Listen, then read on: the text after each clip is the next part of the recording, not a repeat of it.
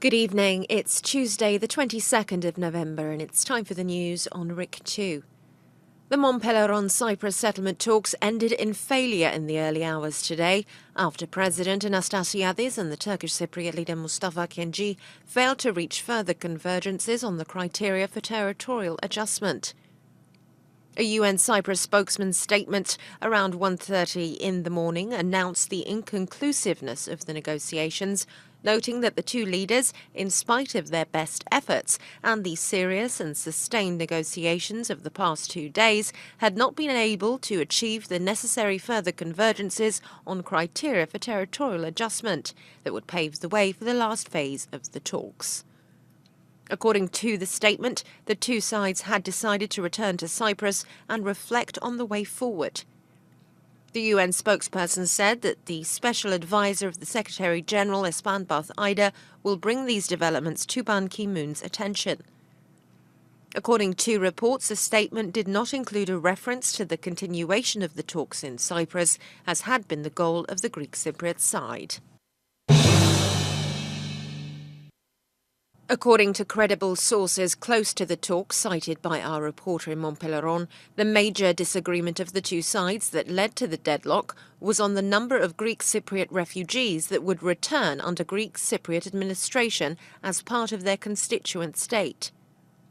The same sources claim that at some point Mustafa Akinci floated his readiness to accept up to 65,000 refugees under Greek Cypriot administration, retreating from his previous position of 55,000.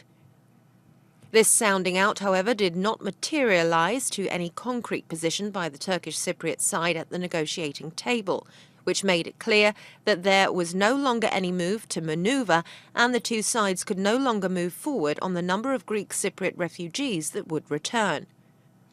In addition, the two sides could not reconcile differences on the issue of Morphou, as this was connected with the number of Greek Cypriot refugees that would return. The sources say that Mr. Akinci did not want to discuss numbers at all, as any negotiation on the matter would have to include Morphou.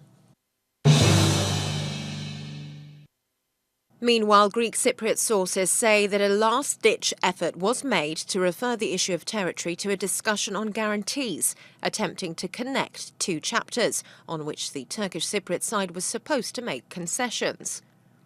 The same sources did not rule out the possibility that the Turkish Cypriot leader did not get the green light from Ankara on the number of Greek Cypriot refugees criterion, not the percentage of territory that would be returned, and which was set to be between 28.2 and 29.2 for the Turkish Cypriot constituent state.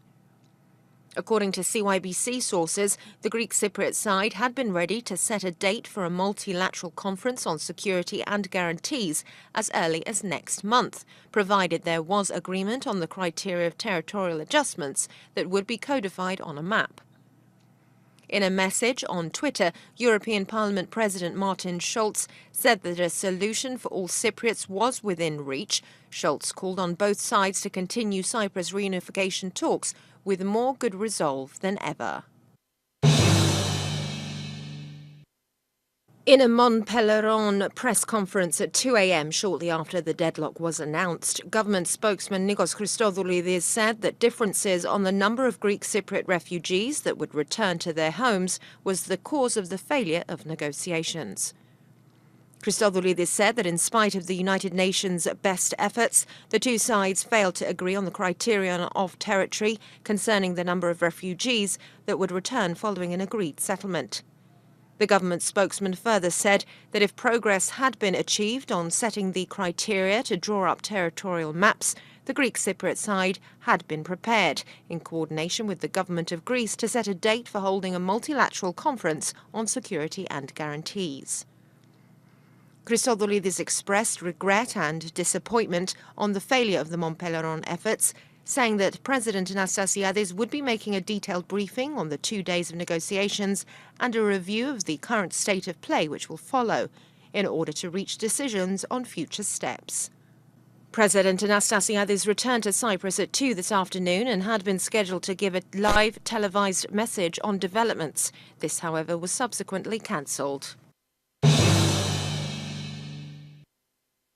The Turkish Cypriot leader's spokesman Baris Burcu blamed the Greek Cypriot side for the failure at Montpelleron, claiming that it had expressed maximalist positions and made excessive rights. Following the conclusion of the negotiations, Mustafa Akinci's spokesman further claimed that the Greek Cypriot side's preparation was sketchy and inadequate, adding that if the Greek Cypriot side had shown half the Turkish Cypriot political will, talks would have not reached this point. In response, government spokesman Nicos said that Burcu's remarks were unfortunate, notwithstanding the fact that they were made shortly after the deadlock was announced. In Athens, a government source told CYBC that Greek Prime Minister Alexis Tsipras has asked for a meeting with Turkish President Tayyip Erdogan on the guarantees issue. Tsipras appears to have told Erdogan in a phone conversation that there are major differences on the guarantees aspect between the two sides in Cyprus, and a meeting would seek a joint solution of the matter. According to the same source, Athens considers that without a prior Tsipras-Erdogan meeting, a multilateral conference was doomed to failure. Followers of the cleric Turkey blames for orchestrating a failed coup this year are still active in the armed forces, judiciary and police, President Tayyip Erdogan said, as he vowed to continue to root them out. Turkey blames Fethullah Gulen, who lives in self-imposed exile in the U.S. state of Pennsylvania, for masterminding the abortive putsch in July, where a group of rogue soldiers attempted to overthrow the government. There is no place in this academy and land for those who sold their souls to Pennsylvania and the separatist terrorist organization, Erdogan said in a speech in Ankara. Erdogan frequently refers to Pennsylvania as a shorthand for Gulen's followers and the separatist organization as a reference to the outlawed Kurdistan Workers' Party. Dozens of thousands of people have been sacked or suspended from the police, judiciary and civil service following the coup. Now for the weather. Clear skies tomorrow, turning, however, increasingly cloudy in some regions. Winds will be light to moderate, easterly to northeasterly force 3 to 4, turning strong force 5 in windward regions over moderate seas. Temperatures will rise to 21 Celsius inland and in eastern coastal regions, 23 in the rest of the coastal areas and 10 over the mountains.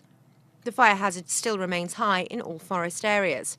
That's all from us here. Join us tomorrow for more news in English. Have a very good evening.